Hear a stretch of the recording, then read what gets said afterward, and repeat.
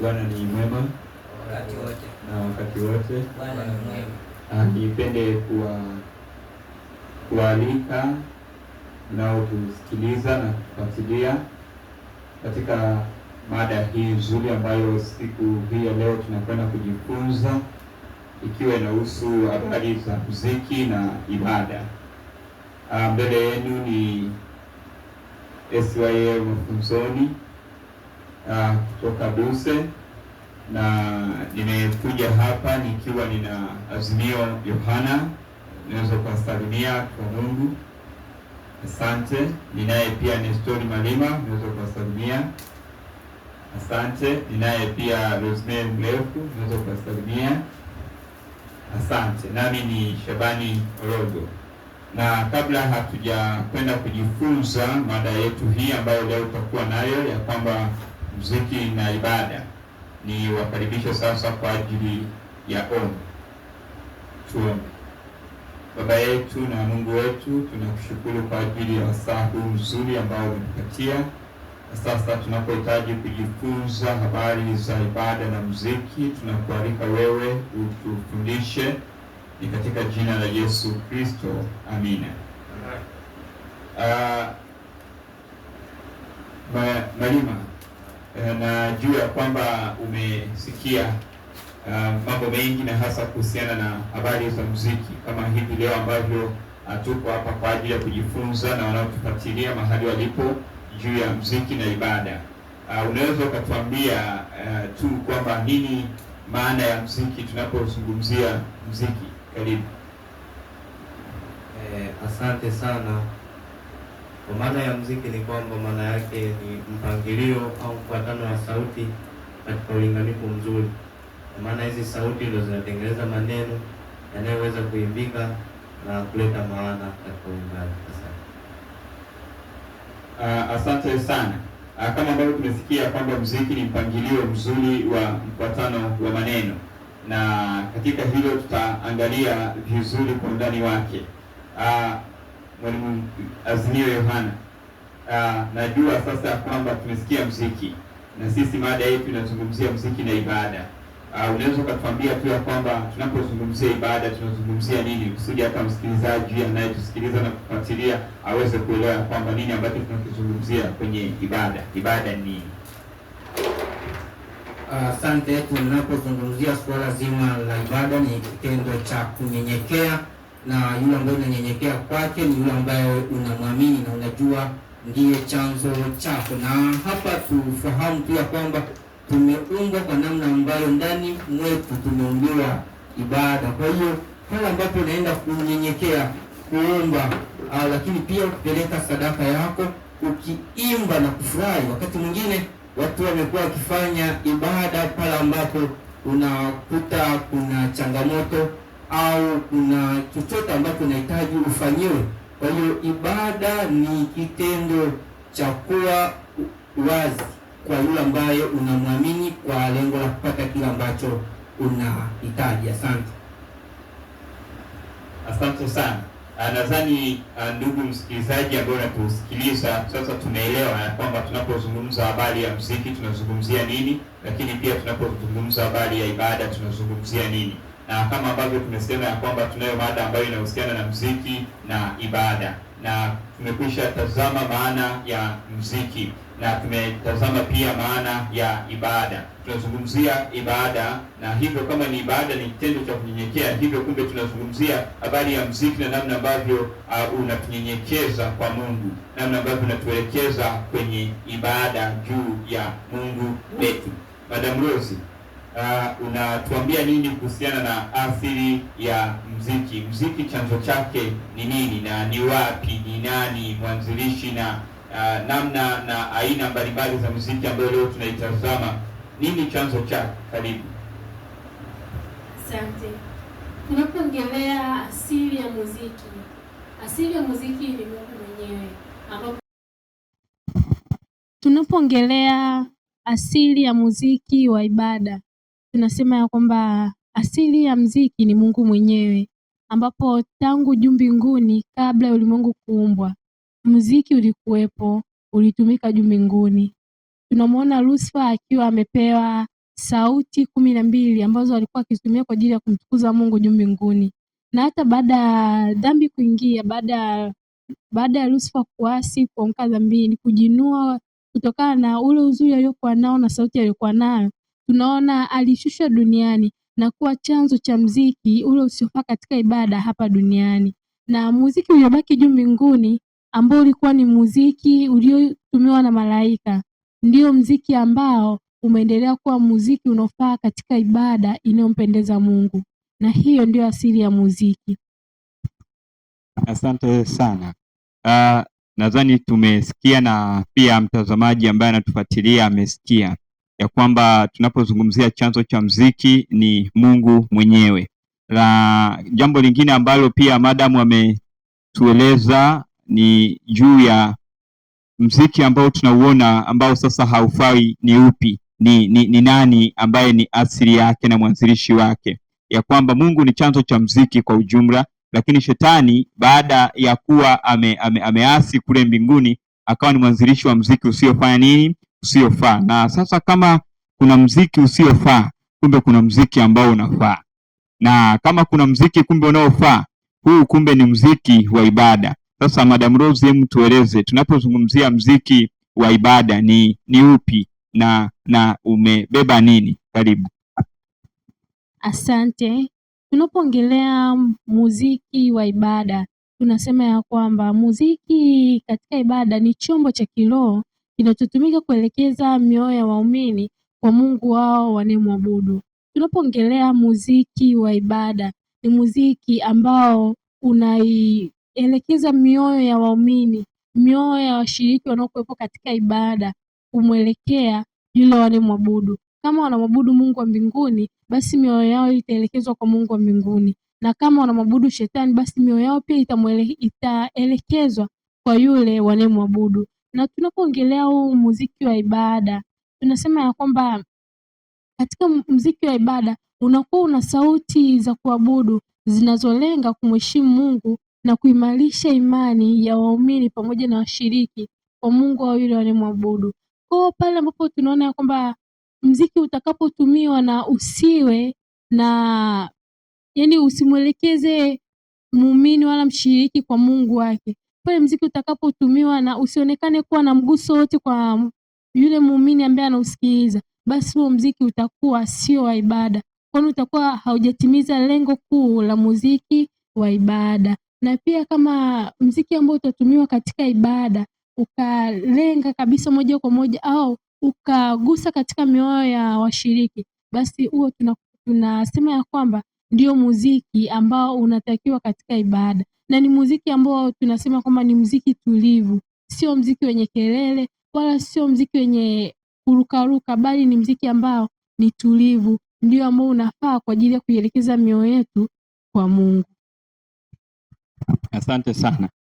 Madam, labda tu nikuulize kidogo ya kwamba umejaribu kuelezea muziki wa ibada ni upi, na umesema ya kwamba leo hii tukijaribu kuona kwa wimbi kubwa, tunaona watu wengi wanatumia muziki ambayo ina mipigo ya aina mbalimbali. Tunaona jazz, tunaona rumba, tunaona reggae.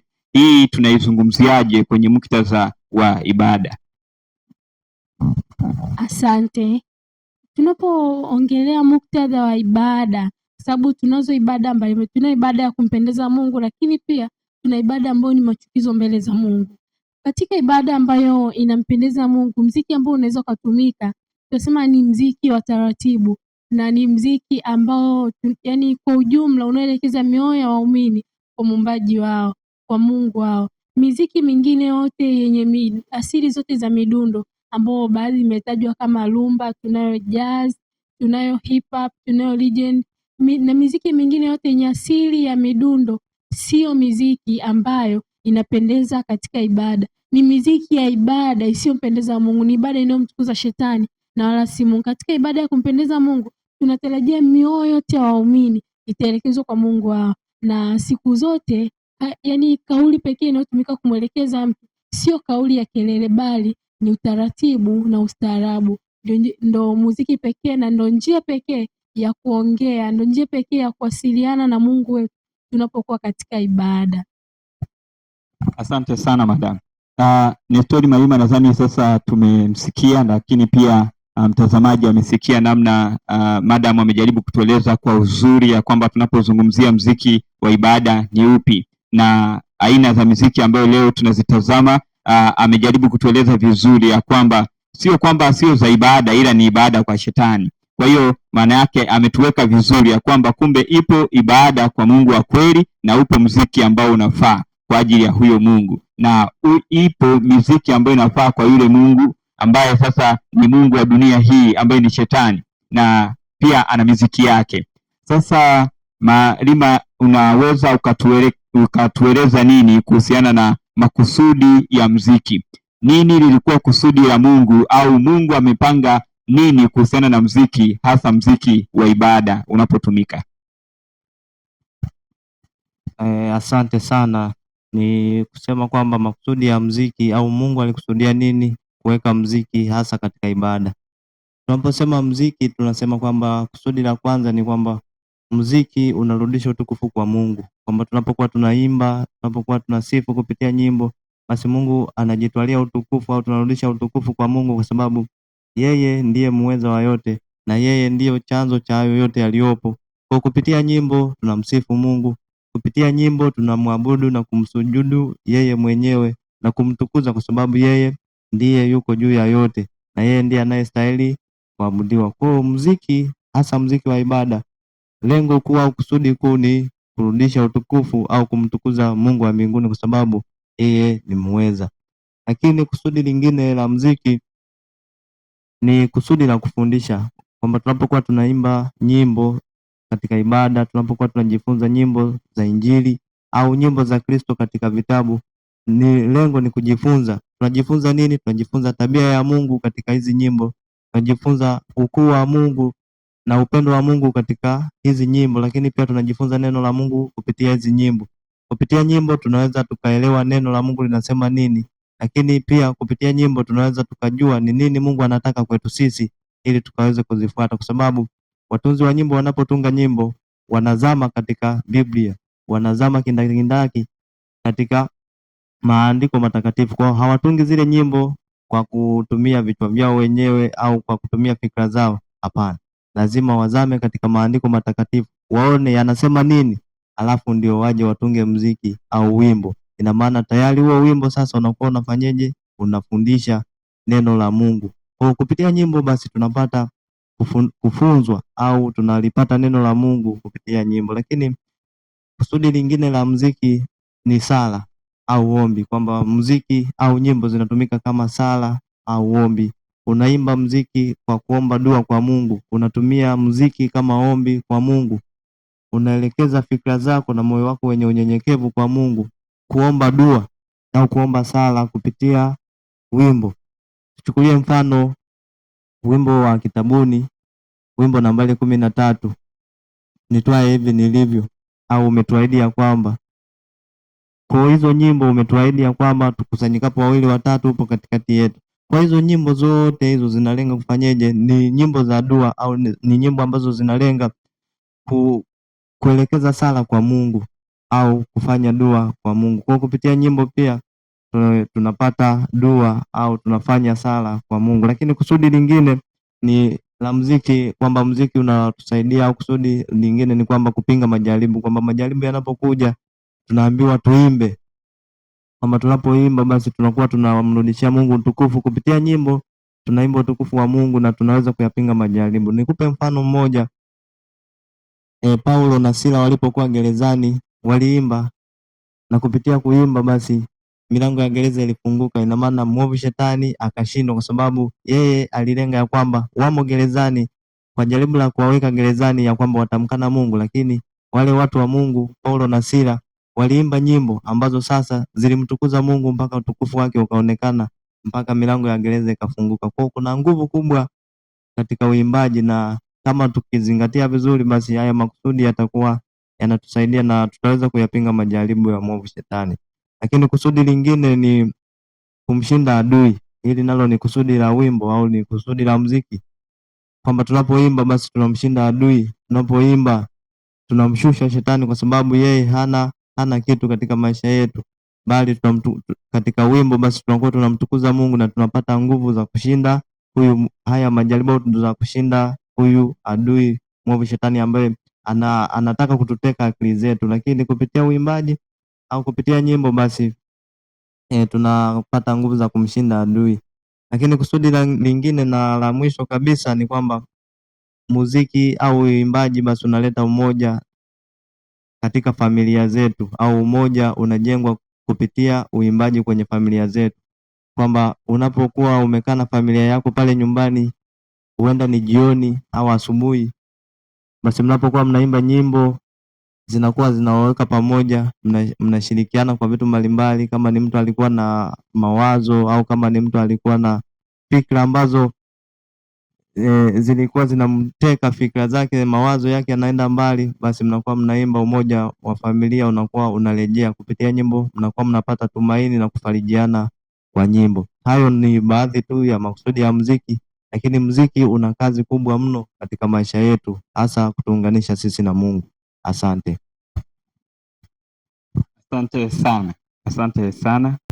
Tazama makusudi ya muziki na kwa nini Mungu tuanzishia muziki, na Malima amejaribu kutupitisha kwa upana kwamba nini makusudi ya muziki. Na sasa Azimio, unaweza ukatuambia kwamba ikiwa hayo ndio yalikuwa makusudi ya muziki na ndio yalikuwa malengo kabisa ya Mungu wetu katika muziki na hasa swala la ibada kwetu, nini hasara ambayo tunaipata pale ambapo sasa hatuhitaji sasa kutumia muziki ambao ni mzuri kwa ajili ya ibada? Kuna hasara gani? Maana sasa tumeona kwamba yapo makusudi, na sasa tukishindwa kuyafuata, nini ambacho tunaweza tukakipata hasa katika swala la kwetu sisi na Mungu katika ibada?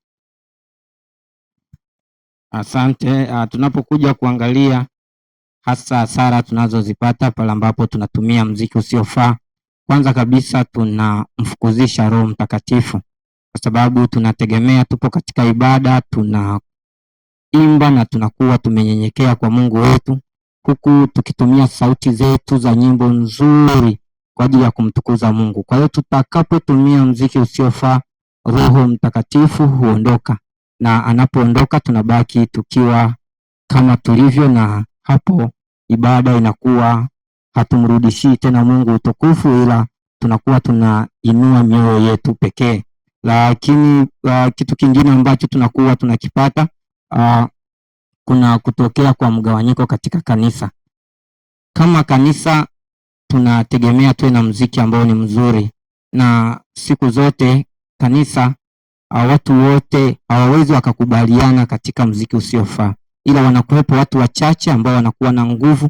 Yawezekana akawa ni mwalimu wa kwaya, au anawezekana akawa ni kiongozi wa kwaya au kiongozi wa kanisa ambaye bado anaupenda muziki usiofaa, hivyo kupelekea na wengine kumfuata, na wale ambao watakataa kufuatana na muziki huo, hakika mgawanyiko hutokea, na hapo kumtukuza Mungu katika sehemu hiyo inakuwa ni changamoto. Lakini kitu kingine ambacho tunakipata kwa muziki usiofaa, inapelekea kuwa na inapelekea kufanya vitu ambavyo ni machukizo mbele za Mungu. Kwa nini tunapata mambo ambayo ni machukizo mbele za Mungu? Kwa sababu tayari tunatumia muziki usiofaa, na siku zote muziki usiofaa, na hisi wenzangu hapo watakuja wazungumuze na kutuweka wazi ya kwamba muziki huu ambao haufai una sifa zipi hasa. Lakini muziki usiofaa ina maana unakuwa na makelele, ni muziki unaoamsha hisia, ni muziki ambao hauleti sisi kuwa kuunganika na Mungu, ila unatutenganisha na Mungu. Kwa hiyo unapoamsha hisia, hasa muziki wenye midundo, na ndipo tunaelekea katika uzinzi, na hapo tunakuwa tayari tumemkosea Mungu wetu wa mbinguni. Muziki usiofaa pia unapelekea kukosekana kwa umoja kama tulivyosema, lakini sio tu umoja. Muziki usiofaa unafanya kanisa kuondoka kwa, tunaweza tukasema, Roho Mtakatifu, kwa sababu Roho Mtakatifu siku zote hawezi akakaa sehemu ambako kuna muziki usiofaa. Kitu kingine ambacho tunakipata pale ambapo tunaamua kutumia muziki usiofaa katika makanisa yetu, tunawapoteza vijana. Vijana ni Biblia imeweka wazi ya kwamba vijana ndio wana nguvu na neno la Mungu limekuwa likikaa ndani yao. Pale ambapo tunatumia muziki usiofaa, ina maana ya kwamba vijana hawa ndio watakuwa ni kiini katika muziki huo. Ina maana ndio watafanya watacheza, kama ni kucheza, kama ni marching zisizofaa, hivyo kufanya vijana neno lisikae ndani mwao, hivyo hisia zao zitaamka, na hapo tutakuwa tunazidi kuwapoteza vijana. Lakini sio hivyo tu, muziki usiofaa kama ukitumika kanisani utafukuzisha watu ambao walitamani kujiunga na kanisa. Muziki umekuwa, kama ukitumiwa vizuri, umekuwa sehemu ya kuwaleta watu kanisani. Utasikia watu ya kwamba mimi niliongoka kwa sababu nilisikia kwaya fulani ikiimba na walikuwa wakiimba vizuri. Kwa hiyo muziki ambao ni mzuri unawaleta watu kanisani, hasa waumini ambao bado hawajamjua Kristo. Kinyume chake itakuwa sio injili tena, bali itakuwa ni sehemu tu ya maburudisho na kuinua mioyo yetu. Tunafahamu vizuri ya kwamba Lucifer alikuwa ni mwimbaji, na sasa hivi anapambana sana kuhakikisha kwamba vijana hasa waumini na washiriki hawamwimbii Mungu wa mbinguni, huku wakizani wanamwimbia, kumbe tayari roho amekwisha waacha. Hayo kitu cha msingi ambacho tunazidi kukiangalia hapo, ndugu mtazamaji na msikilizaji, tujiweke katika kufahamu muziki. Lazima tufahamu kwamba muziki unaofaa unatakiwa uweje. Kinyume chake tutajikuta tunaimba muziki usiofaa, na hapo tunakuwa ibada yetu inaelekea kwa mwovu, kwa sababu tunapotumia muziki usiofaa, ina maana unamuweka shetani katika kiti cha enzi, na muziki unamtoa Mungu, na hapo tunakuwa tayari tumekwenda kinyume na mapenzi ya Mungu. Asante. Asante sana. Na juu ya kwamba msikilizaji pia ameweza kusikia juu ya athari za kutumia muziki ambao ni mbaya na usiofaa kwa ajili ya ibada, lakini tumeona kwa kiwango kikubwa kwamba unamfukuza Roho Mtakatifu, na tunajifunza ya kwamba miili yetu ni hekalu la nini? La Roho Mtakatifu. Kwa hiyo kile ambacho tunakisikiliza, kile ambacho tunakitazama na hata ambacho tunakitumia kinapaswa kiwe ni kile ambacho kinamtukuza Mungu, kusudi kuendelea kumweka Roho Mtakatifu kuwa sehemu ya maisha ya kwetu. Na sasa kabla hatujaja kutazama ya kwamba nini mtazamo wa kanisa la Waadventista wa Sabato, na hasa tunapokuwa tunazungumzia habari za muziki na ibada, huenda kuna mtu anahitaji kuzungumza neno fulani ili kusudi msikilizaji pia alielewa. Anasema kwa kweli hii pia ni pointi ya kumwambia msikilizaji na mtazamaji pia aweze kuelewa tunapokuwa kwenye swala la muziki na ibada. Asante. Nizungumzie jambo moja ya kwamba muziki usiofaa katika ibada ni kama madawa ya kulevya. Ina maana nikupe mfano kwamba mtu anapovuta bangi, ina maana ile bangi inaenda kutibua akili, inashusha kiwango cha ufikiri, basi mtu yule anatenda matendo ambayo hayapo kabisa na pengine ni maovu, hayajawahi kutokea. Lakini pia mtu anapokunywa pombe, ile pombe inashusha kiwango cha kufikiri na pengine anafanya mambo yasiyofaa. Ndio maana mtu anaweza amelewa na kujoa mbele za watu, yeye anaona ni sawa, lakini kwa sababu ni nini? Ni ile pombe imeshusha kiwango chake cha kufikiri. Vivyo hivyo katika muziki usiofaa katika ibada, unapotumika ile midundo inatibua akili za watu. Ndio maana muda mwingine unaweza ukakuta waimbaji waimbi wanaimba tu ili mradi, lakini sasa akili zao hazipo katika kumtukuza Mungu, zipo katika sehemu nyingine. Wanaimba, wanacheza tu vizuri mno, na pengine ukitazama muziki hii ya kidunia unakuta wengine ni waimbaji, wanaimba nyimbo lakini tayari wako uchi, wanaimba wako uchi. Kwa ndo namna muziki usiofaa katika ibada unavyofanya, na ndo kazi ya Lucifer ni kwamba watu watoke katika uwepo wa Mungu mbali, ili awapeleke katika utawala wake, na maana hawanase katika utawala wake, kwa sababu yeye tayari ashashindwa. Ndio maana anafanya vitu kama hivyo. Kwa hiyo muziki unapotumika vibaya, basi unashusha viwango vyetu vya kufikiri, akili zetu zinakuwa duni kumfikiri Mungu, basi fikra zetu zinaelekea kwa mwovu Shetani, na yanayotokea hapo sasa ni ya kutisha na ya ajabu sana, na tusipozingatia tunaweza tukaenda motoni. Asante. Asante sana. Azimio, una neno pia la kuongeza kwa mtazamaji wetu na msikilizaji? Vizuri, karibu kwa ufupi. Kwa ufupi nimepata kitu hapa pia ya kwamba muziki huu usiofaa unafanya tuwe na ibada ya mazoea, kwa sababu sasa tunatumia muziki usiofaa. Rafiki yangu hapa ameweka pointi vizuri ya kwamba uwezo wa kufikiri unakuwa chini.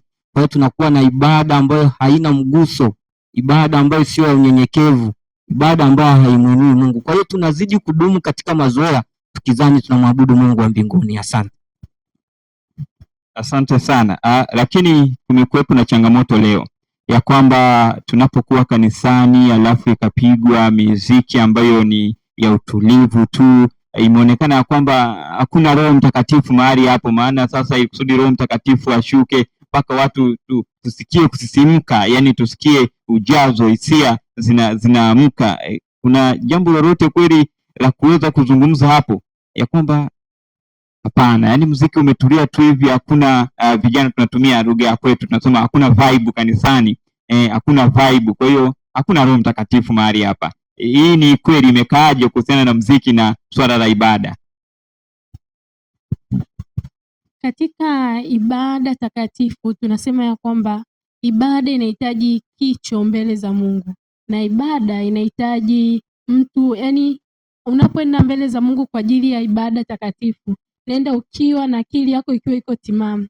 Vijana siku hizo wamekuja na msemo ya kwamba ibada isiyokuwa na vibe inakuwa ni kama yani haina maana, kwa sababu wanakuwa kama wanapoteza muda. Lakini napenda kupendekezea ya kwamba siku zote shetani anafanya kazi kwa akili sana. Amejitahidi kutuonyesha vijana ya kwamba vibe ni sehemu ya ibada, na wakati Roho wa Mungu anahitaji mahali ambapo ni tulivu, akai mahali ambapo pana kelele. Na Roho wa Mungu akishaondoka kati yetu, tabaki kuona ya kwamba ili ibada iwe ibada lazima iwe na vibe. Lakini ukweli ni kwamba ile vibe haliletwi na Roho wa Mungu. Sio kwamba ukiingiliwa na Roho wa Mungu kwamba utarukaruka vile, utaimba kwa kumachi style ambazo unajua wewe, hapana. Roho wa Mungu anakuja kwa ustaarabu na utaratibu. Hana utaratibu wa kuja kwa kurukaruka wala kwa kumachi ambazo hazina utukufu ndani yake. Na pia ningependa kuongezea kitu kingine ya kwamba katika ibada takatifu tunapoenda kumwabudu Mungu, tunapomwimbia mziki ambao unafaa, lakini mioyo yetu ile hali ya kwamba haimpendezi Mungu, mioyo yetu bado ina mziki ule usiofaa ndani yake, lakini mbele za watu tunaimba mziki unaofaa, bado ule mziki mbele za Mungu utakuwa ni mziki usiofaa, kwa sababu mioyo yetu haijaandaliwa kwa ajili ya kupeleka mziki mbele ya wana na binti za Mungu, kuweka wana wa Mungu mikononi mwa baba yao. Kwao ni bado mziki ule utaonekana kuwa hauna maana mbele za Mungu. Asante sana. Ninaona mna moto wa kujibu swali hilo. Tuseme hiki, Mungu amewahi kuambia Israeli ya kwamba naona wanifanyie patakatifu nipate kukaa kati yao, na hivi tunda la Roho kweli pale tunaona kwamba kuna vibe linatokea. Maana sasa kama muziki hii tunaambiwa kwamba ule utulivu ni kukosekana kwa Roho Mtakatifu, na pale kwenye tunda la Roho Mtakatifu hatuoni habari ya vibe. Na nimeona Marimu unahitaji kuzungumza jambo kwa ufupi sana, mjulishe pia mtazamaji wetu, lakini na sisi hapa pia tukijifunza kwenye hicho ambacho unahitaji kutuambia. Asante. Ni mtoe tu wasiwasi mtazamaji na msikilizaji ya kwamba Mungu wetu bado ni mtakatifu. Licha ya hayo yote, mitazamo mbalimbali inayotokea katika dunia hii dhidi ya muziki tena usiofaa, na pengine ni walimu kabisa wanatunga nyimbo zisizofaa na wanajua kabisa ukweli, lakini Mungu wetu bado ni mtakatifu na anataka tufanye mambo kwa utakatifu. Kwa hiyo cha kufanya ni kufuata ile misingi kwa ajili ya kuishi ule utakatifu wa Mungu. Asante. Asante sana. Nini mtazamo sasa wa kanisa letu la Adventista wa Sabato? Yapo maneno ambayo yamejengwa katika kitabu kile cha Zaburi ambacho kinasema ya kwamba mwimbieni Bwana na tena fanyeni nini? Mwimbieni. Lakini katika fungu la 7 la sura hiyo likasema ya kwamba imbeni kwa nini? Kwa akili. Kwa hiyo katika uimbaji wote lazima akili pia ihusishwe, sio hisia. Kwa hiyo hatuimbi kwa sababu ya hisia, tunaimba tukiwa na nini? Na akili. Mtazamo wa kanisa ni kwamba mziki ni sehemu ya ibada kama ambavyo zilivyo ibada zingine, na hivyo unafaa kumtukuza Mungu na wala si mwanadamu.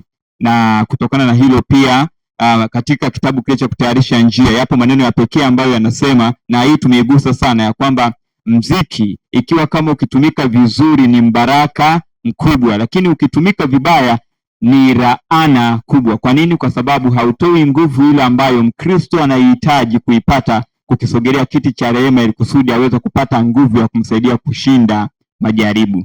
Kwa hiyo kanisa letu linatufundisha kuimba mziki na kuutumia mziki ambao unamtukuza Mungu, sio sisi, wala kuleta kelele ambazo zitamuondoa Roho Mtakatifu.